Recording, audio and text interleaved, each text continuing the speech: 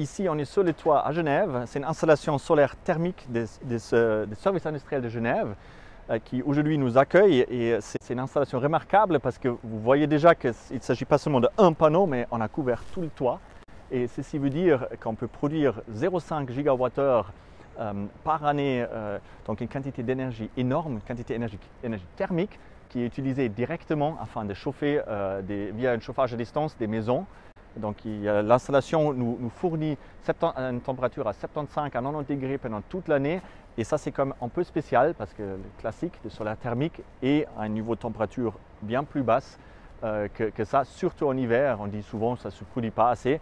Mais ici, cette installation nous montre bien le contraire.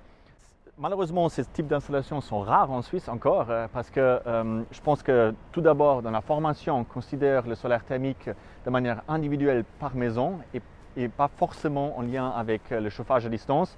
Pourtant, d'autres pays comme le Danemark nous montrent depuis de nombreuses années que ces types d'installations peuvent amener leur part, surtout en énergie renouvelable, à la transition énergétique afin de garantir une fourniture d'énergie renouvelable et sûre pendant toute une année. En Suisse, on est souvent en lien avec des chaudières classiques. Cependant, le solaire thermique pourrait être un appui qui nous permet d'économiser des ressources rares comme le bois ou encore mieux les ressources fossiles. Si on regarde maintenant vers l'avenir, où est-ce que ces chauffages à distance pourraient se développer? Je pense tout d'abord, on peut dire, partout en Suisse, et le solaire thermique spécifiquement peut jouer un rôle là où on a des surfaces comme ici qui sont à disposition ou même plus petits. Donc le solaire thermique peut jouer un rôle très intéressant à l'avenir parce que les coûts sont maintenant maîtrisés et avec ça, on n'a pas de dépendance à l'étrangère ou à d'autres ressources qui peuvent varier dans le prix. Donc le prix d'investissement est peut-être un peu plus haut que sur d'autres technologies. Par contre, le prix d'opération, elle est basse et maîtrisée et donc garantit une fourniture sûre, un approvisionnement sûr à l'avenir.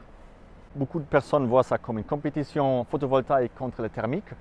Moi, je pense que ça doit être complémentaire. Dans un système énergétique résilient, et là, on est en train d'aller vers une potentielle pénurie, il faut avoir les deux. Parce que le mix va faire qu'on peut toujours utiliser une des deux et avoir une sûreté dans l'approvisionnement. Surtout en Suisse, le potentiel sur les toits, il est encore mal exploité. Donc il faut y aller et pragmatiquement choisir et avancer.